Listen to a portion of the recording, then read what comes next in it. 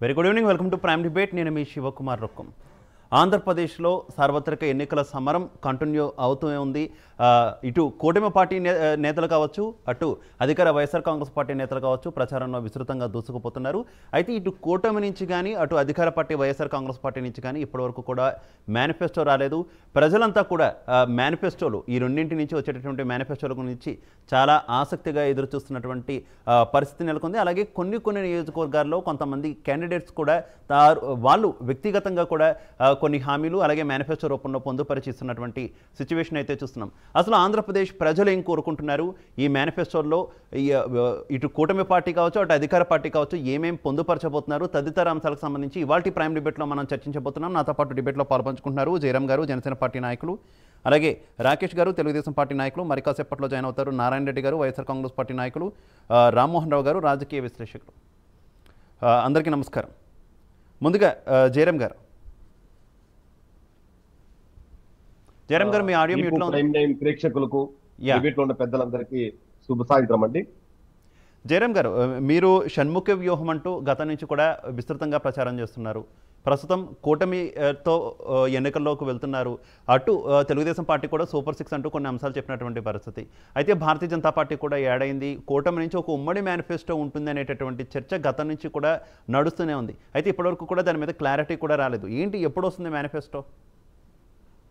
Manifesto 26 అంటే tomorrow maybe release చేస్తామని చెప్పి గతంలో కూటమి అభ్యర్థులు అయితే చెప్పారండి.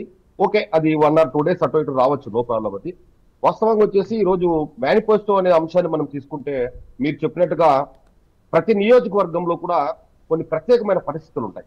గతంలో కూడా జనసేన పార్టీ 2019లో మేము స్పష్టంగా ప్రతి నియోజకవర్గానికి ఒక మేనిఫెస్టో కూడా ఇవ్వడం జరిగింది. ఎందుకంటే ఇప్పుడు నీటి సమస్య ఫర్ ఎగ్జాంపుల్ తీసుకుంటే ఒక కాన్స్టెన్సీలో నీటి సమస్య ఉండొచ్చు, ఒక కాన్స్టెన్సీలో తాగునీటి సమస్య ఉండొచ్చు, ఇంకొక కాన్స్టెన్సీలో ఇంకో సమస్యలు ఉండొచ్చు. కాబట్టి అక్కడ ఎవరైతే కంటెస్ట్ చేస్తున్నారో లోకల్ గా కానీ ఈరోజు ప్రతిపక్షాలు కావచ్చు, ప్రధాన పక్షం కావచ్చు, ఎవరైనా కూడా ఆ ప్రాంతానికి సంబంధించిన ఏవైతే వసతులు కావాలో వాటిపైన ఒక సపరేట్ మేనిఫెస్టో ఇవ్వడం వాస్తవ పరిస్థితి అవసరం ఉందని కూడా మేము జనసేన పార్టీ నుంచి కూడా నమ్ముతున్నాం. గతంలో కూడా మేము అదే ఇంప్లిమెంట్ చేసాం 2019లో కూడా. ఈ రోజు ఎన్డీఏ కూటమి కూడా ప్రభుత్వం ఖచ్చితంగా ఈరోజు సంక్షేమ పథకాలతో పాటు మెరుగైన సంక్షేమాలతో పాటు ఇప్పుడు ఇస్తున్న సంక్షేమాల కంటే మెరుగైన సంక్షేమాలతో పాటు అభివృద్ధి అవసరం రాష్ట్రానికి. ఎందుకంటే ఈ ప్రభుత్వం అధికారంలోకి వచ్చినాక మనం స్పష్టంగా చూసాం, దాదాపుగా ఈ రోజు 13 లక్షల కోట్లు, నేను రాజ్నాథ్ సింగ్ గారు కూడా చెప్పారు మనకు 13 లక్షల కోట్లు అప్పయిందని. అంటే గత ప్రభుత్వాలు ఒకవేళ ఒక 3 లక్షల కోట్లు తీసేస్తే 10 లక్షల కోట్లు స్పష్టంగా మన ప్రభుత్వం ఈ అధికారంలోకి వచ్చినాక వైఎస్ఆర్సీపీ ప్రభుత్వం ఈ 5 ఏళ్లలో అప్పు చేసింది అనేది మనకు స్పష్టంగా అర్థమవుతుంది. కేంద్రం చెప్పిన లెక్కాచారాల ప్రకారంగా కూడా ఇటువంటి క్రమంలో అభివృద్ధి లేకుండా కేవలం సంక్షేమ పథకాలంటే రేపొద్దున భావితరాల భవిష్యత్తు ఏంది? ఆంధ్రప్రదేశ్ రేపొద్దున భావితరాల భవిష్యత్తు కావాలంటే ఖచ్చితంగా కూడా మనకు అభివృద్ధి అవసరం. అభివృద్ధి కావాలంటే ఉపాధి క్రియేట్ చేయగలగాలి, పరిశ్రమలు రావాలి. ఎందుకంటే ఈ ప్రభుత్వం అధికారంలోకి వచ్చినాక మనం చూసాం, అమర్ రాజా బ్యాటరీ కావచ్చు, మాకు అయితే మరీ ముఖ్యంగా ఇక్కడ రాప్తా నియోజకవర్గం అనంతపురం జిల్లాలో అయితే జాకీ పరిశ్రమ నుంచి అనుబంధ సమస్యలు తరిగిపోవడం, కియా నుంచి కూడా కొన్ని అనుబంధ సమస్యలు పక్క రాష్ట్రాలు తరిగిపోవడం మనం చూసాం. ఇటువంటి తరుణంలో వీళ్ళు ఏదో డిమాండ్ చేస్తూ కొన్ని ఏదో మద్యం కంపెనీలు అయితే క్రియేట్ చేయగలిగారు, కానీ అది కూడా వాళ్ళకు వనరులు వాళ్ళకు సంపద క్రియేట్ అయ్యే విధంగా చేసుకున్నారు. కానీ పరిశ్రమలే మద్యం పరిశ్రమలే మంచి పరిశ్రమలు తెచ్చి కొంతమందికి ఉపాధి దొరికిండేదేమో. ఇసుక విషయంలో కూడా చూస్తున్నాం. మన రాష్ట్రంలో ఉన్నటువంటి యువతకు కానీ లేకపోతే ఇక్కడ ఉన్నటువంటి వాళ్ళకి కానీ ఉపాధి చూపించకుండా పక్క రాష్ట్రాల నుంచి తెచ్చుకుంటున్నారు వీళ్ళు. అక్కడ ఇసుక అమ్మడం కానీ అక్కడ ఎక్కడైతే ఇసుక క్వారీల్లో వీళ్ళందరినీ మనం చూసాం, ఇసుక రీచుల్లో. ఇటువంటి తరుణంలో ఖచ్చితంగా ఉపాధి అవసరం. ఆ ఉపాధితో కూడినటువంటి మేనిఫెస్టో ఆల్రెడీ సూపర్ 6 టీడీపీ కానీ మావి షణ్ముఖ వ్యూహంలో భాగంగా కానీ మావి రెండు కంటే మా షణ్ముఖ వ్యూహంలో 2 ఆల్మోస్ట్ ఆల్ సూపర్ 6 లో ఉన్నాయి. కాబట్టి 10 మేనిఫెస్టో స్పష్టంగా ఇప్పటికే ఎన్డీఏ కూటమి సభ్యులు పోతున్నారు. ఇంకా కేంద్రం కూడా తను ఏమైతే చేయగలదో అవి కూడా కేంద్రం కూడా ఇచ్చే పరిస్థితి కనపడుతుంది బీజేపీ ప్రభుత్వం. మొత్తం 3 కలిపితే ఎన్డీఏ కూటమి ఉమ్మడి మేనిఫెస్టో 1 or 2 days లో వస్తుంది, ప్రజలు మెచ్చే విధంగా వస్తుంది. ఎందుకంటే జగన్మోహన్ రెడ్డి గారు గతంలో మనం చూసాం 2019లో పెద్ద గొప్పలు చెప్పేశాడు. మేనిఫెస్టో అంటే బైబుల్, మేనిఫెస్టో అంటే భగవద్గీత, మేనిఫెస్టో అంటే ఖురాన్ అని చెప్పాడు. కానీ తను ఇచ్చిన మేనిఫెస్టో ఇప్పుడు కూడా మా దగ్గర ఉందండి. కనీసం తను ఇచ్చిన మేనిఫెస్టోలో ఏవి కూడా ఇంతవరకు ఇంప్లిమెంట్ చేయాలి. ప్రధానమైన సమస్యలు, నేను మద్యం బ్యాన్ చేసి ఎన్నికలకు వద్దాం వస్తారని వద్దాం చెప్పారు. ఆ ఇటువంటి అంశాల దగ్గర చూస్తుంటే కూడా వద్దాం జయరామ్ గారు, ఆ అంశాల దగ్గర కూడా వద్దాం. అసలు వైసీపీ ఏం అమలు చేసింది, ఏం అమలు చేయలేదు కూడా డిస్కస్ చేద్దాం. మనతో పాటు జాయిన్ అయ్యారు వైఎస్ఆర్ కాంగ్రెస్ పార్టీ నాయకులు నారాయణ రెడ్డి గారు. నమస్తే నారాయణ రెడ్డి గారు. నారాయణ రెడ్డి గారు, నా వాయిస్ వినిపిస్తుందా మీకు? నా వాయిస్ వినపడుతున్నాను మీకు? యా క్లియర్గా ఉంది. నారాయణ రెడ్డి గారు, గత ఎన్నికల సమయంలో నారాయణ రెడ్డి గారు మీ పార్టీ నవరత్నాలు అంటూ కూడా ప్రకటించారు. అలాగే మేనిఫెస్టో అంశాలను కూడా చాలా అంటే ఎన్నికల నోటిఫికేషన్ కంటే ముందు నుంచే విస్తృతంగా ప్రజల్లోకి తీసుకెళ్లేటటువంటి ప్రయత్నం చేశారు. ఇప్పుడేంటి ఇంకా మేనిఫెస్టో విడుదల కాని పరిస్థితి? గతంలో మీరు అభ్యర్థులను ప్రకటించినప్పుడే మేనిఫెస్టో కూడా రిలీజ్ చేస్తారంటూ కూడా కొన్ని వార్తలు వచ్చాయి, కానీ కొన్ని అనివార్య కారణాల వల్ల రాలేదు అని అంటున్నారు. ఏమైంది అసలు? మీ మేనిఫెస్టో ఎప్పుడు రిలీజ్ అయ్యే ఛాన్స్ ఉంది? అందరికీ నమస్కారం అండి. ప్రైమ్ 9 టీవీ ప్రేక్షకులు కూడా నమస్కారం. డిబేట్ లో ఉన్న పెద్దలందరికీ కూడా నమస్కారం అండి. ఒకటి ఏంటంటే అన్న, ఈ రోజుని ఆంధ్ర రాష్ట్రంలో సాధారణ పౌరుడి దగ్గర నుంచి వృద్ధుడి వరకు కూడా మేనిఫెస్టో అనే దాని మీద చర్చ జరుగుతూ ఉంది. ఎందుకు చర్చ జరుగుతూ ఉన్నదంటే, జగన్మోహన్ రెడ్డి గారు ఏ మేనిఫెస్టో ప్రకటిస్తారా, జగన్మోహన్ రెడ్డి గారు మేనిఫెస్టో ప్రకటించారు అంటే అందులో ఆయన ఏం పెడితే అవి ఖచ్చితంగా అమలు జరుగుతాయి. ఎందుకంటే జగన్మోహన్ రెడ్డి చెప్పాడంటే చేస్తాడంతే. అంటే ఒకప్పుడు మేనిఫెస్టో అనేది బాగా విద్యార్థికులకు మాత్రమే మేనిఫెస్టో ఉంటుంది అనేది తెలిసేది. జగన్మోహన్ రెడ్డి గారు ముఖ్యమంత్రి అయిన తర్వాత, జగన్మోహన్ రెడ్డి గారి యొక్క పరిపాలనా విధానం చూసిన తర్వాత మేనిఫెస్టో అనేది బైబిల్, ఖురాన్, భగవద్గీతతో సమానంగా పోల్చి అందులో ఏమైతే ప్రవేశపెట్టామో వాటిని ఇంచుమించు మేము పూర్తి చేశాం. కాబట్టి ప్రజల్లో మేనిఫెస్టో అంటే ఏమిటి, ఎలక్షన్ హామీలు అంటే ఏమిటి, ఒకసారి ఎలక్షన్ హామీ ఇచ్చామంటే దాన్ని నెరవేర్చడం అంటే ఏమిటి అనే దాన్ని పూర్తిగా పండితుడి నుంచి పామరుడు వరకు తెలుసుకునే పరిస్థితి కేవలం జగన్మోహన్ రెడ్డి గారి పరిపాలన వల్ల వచ్చింది. ఇక మా మేనిఫెస్టో ఎలా ఉండబోతుంది అని మీరు అడిగినట్లయితే, ఖచ్చితంగా మా మేనిఫెస్టో రాబోయే 2 రోజుల్లో మా మేనిఫెస్టో బయటికి రాబోతూ ఉంది. మా మేనిఫెస్టో ఖచ్చితంగా 2 కళ్ళ సిద్ధాంతంతో ముందుకు పోద్ది. ఒకటి, సంక్షేమానికి ప్రాధాన్యత ఇస్తారు. 2, అభివృద్ధికి ప్రాధాన్యత ఇస్తారు.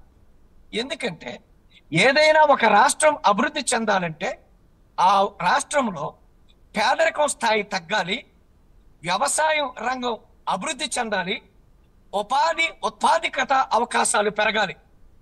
ఈరోజు ఆంధ్రప్రదేశ్ యొక్క జిఎస్డిపి 13 లక్షల కోట్ల రూపాయలు ఉంది.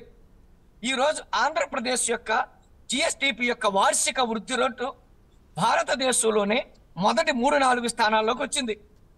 2015-16 మధ్య కాలంలో ఎవరైతే చంద్రబాబు నాయుడు ముఖ్యమంత్రిగా ఉన్న రోజుల్లో ఆంధ్రప్రదేశ్ యొక్క పేదరిక సూచి తీసుకున్నట్లయితే అది 11.77% ఉంది. ఈ రోజున జగన్మోహన్ రెడ్డి గారు ముఖ్యమంత్రి అయిన తర్వాత ఆంధ్రప్రదేశ్ యొక్క పేదరిక సూచి తీసుకున్నట్లయితే కేవలం 4.19%. అంటే ఆంధ్రప్రదేశ్లో పేదరిక స్థాయి తగ్గింది. ఆంధ్రప్రదేశ్లో పేదరికం తగ్గడానికి కారణం ఏమిటంటే, మేము ఏదైతే సంక్షేమ పథకాలను ఏర్పాటు చేసి 4,54,000 కోట్ల రూపాయలు ప్రత్యక్షంగాను పరోక్షంగాను ప్రజల్లోకి పంపామో వారి యొక్క కొనుగోలు శక్తి పెరిగింది, యొక్క ఉత్పాదకత పెరిగింది. తద్వారా ఆంధ్ర రాష్ట్రంలో పేదరిక స్థాయి తగ్గడానికి ద్రవ్య సరఫరా పెరిగి ఏదైతే ద్రవ్యం యొక్క వినిమయం సమాజంలో ఫ్లో పెరిగిందో తద్వారా కొనుగోలు శక్తి పెరిగి ఆంధ్రప్రదేశ్ యొక్క జిఎస్డిపి పెరగడం జరిగింది అనేది వాస్తవం, మీ అందరికీ తెలుసు. మేము రాబోయే మేనిఫెస్టోలో మేము ఖచ్చితంగా పెట్టబోయేది ఏమిటంటే, ఒకటేమిటంటే గతంలో మేము ఏదైతే డాక్టరా రుణాల మాఫీ 2014-2019 మధ్యలో గౌరవ చంద్రబాబు నాయుడు గారు డాక్టరా రుణాలు 14,000 కోట్ల రూపాయలు ఉన్నప్పుడు నేను రుణమాఫీ చేస్తాను అని ఆయన మేనిఫెస్టోలో పెట్టింది నిజమా అబద్ధమా? రెండవది, 2014-19 ఎన్నికల ముందు గౌరవ చంద్రబాబు నాయుడు గారు 72,000 కోట్ల రూపాయలు రైతు రుణమాఫీ చేస్తానని చెప్పింది నిజమా అబద్ధమా? బాబు రావాలంటే జాబు రావాలి, జాబు కావాలంటే బాబు రావాలి, జాబు కావాలంటే బాబు రావాలని అనేక యాడ్లు ఇచ్చింది చంద్రబాబు నాయుడు. తెలుసుకోవాలి. ఓకే నారాయణ రెడ్డి గారు, రైట్ మళ్ళీ వస్తా మీ దగ్గరికి, అన్ని డిస్కస్ చేద్దాం, అన్ని అంశాలు డిస్కస్ చేద్దాం, మీ మేనిఫెస్టో గురించి అలాగే గతంలో టీడీపీ మేనిఫెస్టో గురించి అన్ని విషయాలు కూడా డిస్కస్ చేద్దాం. మళ్ళీ మీ దగ్గరకు వస్తాను. రైట్ రాకేష్ గారు, ఒక్క మాట నేను ముగించేస్తాను. ఇన్ని మాటలు చెప్పిన చంద్రబాబు నాయుడు గారి మేనిఫెస్టోని పూర్తిగా దొంగలో తొక్కేడు కాబట్టి 2019లో మేము 151 సీట్లతో మేము అధికారంలోకి వచ్చాం. మేము వచ్చిన తర్వాత 14,000 కోట్ల రూపాయలు డాక్రా రుణమాఫీ, ఈ రోజు 25,000 కోట్ల రూపాయలు వడ్డీతో అయింది కాబట్టి దాన్ని పూర్తిగా రుణమాఫీ చేశాం మేము. కాబట్టి రాబోయే మా మేనిఫెస్టో కోసం ఆంధ్ర రాష్ట్ర ప్రజలందరూ కూడా తీక్షణంగా వెయిట్ చేస్తూ ఉన్నారు. ఎందుకంటే జగన్మోహన్ రెడ్డి ఏం చెప్తాడా, చెప్పింది ప్రతిదీ నెరవేరుస్తాడు కాబట్టి చాలా ఆశగా ప్రజలందరూ కూడా ఎదురు చూస్తున్నారు అనేది వాస్తవం. ఓకే నారాయణ రెడ్డి గారు. రాకేష్ గారు ఏంటి, ఇందాక జయరాం గారు ఆల్రెడీ చెప్పారు మీ కూటమి సంగతి, అలాగే జనసేన పార్టీ యాడ్ చేసినటువంటి షణ్ముఖ వ్యూహంలో అంశాలకు సంబంధించి కూడా, మేనిఫెస్టో అంశాలకు సంబంధించి కూడా చెప్పారు. కానీ ఒక విశ్లేషణ అయితే నడుస్తుంది, విపక్షంలో ఉన్నటువంటి మీరు అడ్వాంటేజ్ తీసుకోవాలి, తొందరగా చాలా అంశాలని మేనిఫెస్టోను త్వరగా రిలీజ్ చేసి ప్రజల్లోకి తీసుకెళ్లాలి అనేటటువంటి వాదన వినిపిస్తుంది. ఎందుకు మీ మేనిఫెస్టో లేట్ అవుతుంది? అంటే సూపర్ 6 ప్రజల్లోకి తీసుకెళ్తే చాలా అనుకున్నారా? నేను ఒకటే చెప్తున్నానండి, ప్రైమ్ 9 ప్రేక్షకులకి, అదేవిధంగా టిబెట్లో పాల్గొన్న వాళ్ళందరికీ కూడా నమస్కారం. ఈరోజు రాష్ట్రం అప్పుల పాలు అయిపోయిన మాట వాస్తవం. జగన్మోహన్ రెడ్డి అనే వ్యక్తి నేను ఖురాన్గా భావిస్తున్నా, నేను బైబుల్గా భావిస్తున్నా, నేను భగవద్గీతగా భావిస్తున్నానని చెబుతూ ఈరోజు ఆ మూడింటిని కూడా మోసం చేసిన వ్యక్తి ఈ జగన్మోహన్ రెడ్డి అని మేము డంకాపదంగా చెప్తా ఉన్నాం. ఈరోజు ఇందాక ఆయన చాలా విషయాలు చెప్పారు. నేను ఒకటే చెప్తున్నా, 112 పేజీల హామీలు, 400 పైగా విత్ సాక్షి పేపర్ కట్టింగ్స్, ఈ హామీలన్నీ జగన్మోహన్ రెడ్డి గారు ఏ డేట్లో ఏ విధంగా చేశారనేది మేము మీకు అన్నిటి కూడా వీయటానికి మేము సిద్ధంగా ఉన్నాం. దయచేసి వేటికైనా సమాధానం చెప్తానంటే మీరు చెప్పండి, మేము రెడీ. అంతే, 112 పేజీల బుక్కు, 400 హామీలతో with Sakshi paper cutting with date and time అండి. ఏ మీటింగ్ లో ఏ ప్లేస్ లో ఎలా చెప్పాడు అనేది ఇక్కడ క్లియర్ గా మనం చెప్తా ఉన్నాం. వేటికి సమాధానం చెప్పలేని జగన్మోహన్ రెడ్డి నేను బైబుల్ గా భావిస్తున్నా, నేను ఖురాన్ గా భావిస్తున్నా అని చెప్పి మన దగ్గర సోచ్ చేయడం ఏంటండి? ఈ రోజు సూపర్ 6 అనేది ఒక అద్భుతమైన పథకం. పేద మధ్య తరగతి కుటుంబాలకి షణ్ముఖ వ్యూహం కానీ సూపర్ 6 కానీ రెండు కూడా లబ్ధి చేకూర్చదగ్గ విషయాలు. తెలుగుదేశం పార్టీ ఎన్డీఏ కూటమి మేము కట్టుబడి ఉన్నాం. మాకు సంక్షేమం అభివృద్ధి రెండు చక్రాలు లాంటివి, రెండింటినీ కూడా సమపాలన చెయ్యాలి. సంక్షేమం ఎలా చేస్తారు? జగన్మోహన్ రెడ్డి సంక్షేమం ఇచ్చినప్పుడు మీరు సంక్షేమం అప్పుల పాలైందన్నారు కదా అని చెప్పి ఈలోను అలాంటి వ్యక్తులు మాట్లాడటం మొదలు పెట్టారు. మేము ఒకటే చెప్తున్నాం, ముందు రాష్ట్రాన్ని అభివృద్ధి చేస్తే సంపద సృష్టిస్తారు. సంపద సృష్టిస్తే సంక్షేమం లాంటివి ఎన్నైనా చేయొచ్చు. అప్పులు చేసి సంక్షేమం చేయటం పెద్ద ఇది కాదు. సంపద సృష్టించాలి.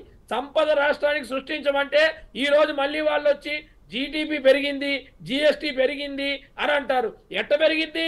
ఎందుకు పెరగదు? 45 రూపాయలు ఉండాల్సిన కందిపప్పు 110 రూపాయలు చేశారు. జిఎస్టీ పెరగకి ఏం పెరిగింది? 30 రూపాయలు ఉండాల్సిన క్వార్టర్ బాటిల్ 200 చేశారు. జిఎస్టీ పెరగకి ఏం పెరిగింది? ఇవన్నీ జిఎస్టీలే కదండి పెరిగాయి. రేట్లు పెంచేసి మీరు ఇష్టం వచ్చినట్టు వ్యాపారస్తుల మీద దాడులు చేసేసి, నిమ్మకాయ పిండినట్టు వ్యాపారస్తుల్ని పిండేసి మీ జిఎస్టీ పెరిగిపోయింది, అబ్బబ్బ రాష్ట్రం అద్భుతం. అది కాదు, చిరు వ్యాపారస్తులు బాగున్నారు. రాకేష్ గారు, అసలు మీ మేనిఫెస్టో ఎప్పుడు రిలీజ్ కాబోతోంది? మీ మేనిఫెస్టో ఎప్పుడు రిలీజ్ కాబోతుంది? విడిగా తెలుగుదేశం పార్టీ మేనిఫెస్టో ఇస్తారా, లేదంటే 3 పార్టీలు కలిపి ఒకే మేనిఫెస్టో ఇస్తారా, లేదంటే 2 రకాలుగా ఇస్తారా? ఎన్డీఏ కూటమిగా మేనిఫెస్టో రిలీజ్ అవబోతా ఉంది. మేము ఆగింది మా మేనిఫెస్టో గురించి కాదు. కేంద్రం కొన్ని అంశాలు, రాష్ట్రానికి రావాల్సిన ప్రత్యేక పరిస్థితుల అంశాల గురించి చర్చ జరుగుతూ ఉంది. ఎందుకనంటే అప్పుల పాలైపోయిన రాష్ట్రాన్ని ఈ రోజు పైకి కాపాడాలంటే కేంద్రం సపోర్ట్ అవసరం. దానికోసం మేమందరం కూడా కూటమిలో భాగస్వాములు అయ్యాము. రేపొద్దున ఈ రాష్ట్ర ఊబిలో నుంచి సంక్షేమం చేయటం ఎంత ఇంపార్టెంటో, అభివృద్ధి చేయటం ఇంకెంత ఇంపార్టెంటో, అప్పుల ఊబిలో నుంచి రాష్ట్రాన్ని బయటికి లాగటం కూడా అంతే ఇంపార్టెంట్. ఈ దిశగా మేనిఫెస్టో రెడీ అవుతా ఉంది. కేంద్రం నుంచి, కేంద్ర ప్రభుత్వంలో ఉన్న మోడీ గారు కొన్ని సూచనలు చేయబోతా ఉన్నారు. ఈ అన్నిటికి కూడా కలిపి ఒక బ్రహ్మాండమైన మేనిఫెస్టోను రేపొద్దున ఆంధ్రప్రదేశ్ రాష్ట్ర ప్రజల కోసం, ఆంధ్రప్రదేశ్ రాష్ట్ర భవిష్యత్తు కోసం అన్నిటినీ కూడా కలయిక చేసి చేసి పెట్టబోతున్నాం. దానికోసం కొద్ది ఓపిక పట్టాం. లేదంటే ఇలానే 112 పేజీల హామీలు మేము మొదలు పెట్టుకొని అబద్ధాలు చెప్పుకుంటూ పోలేం కదా. ఇవన్నీ అబద్ధాలే.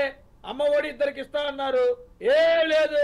ఇంటికి ఒకలే. సాక్షాత్తు భారతిరెడ్డి గారే చెప్పారు, కేంద్ర మంత్రులుగా పనిచేసిన వాళ్ళు అందరూ కూడా మద్యపాన నిషేధం, మద్యం అమ్మితే మేము ఓటు అడగం అన్నారు.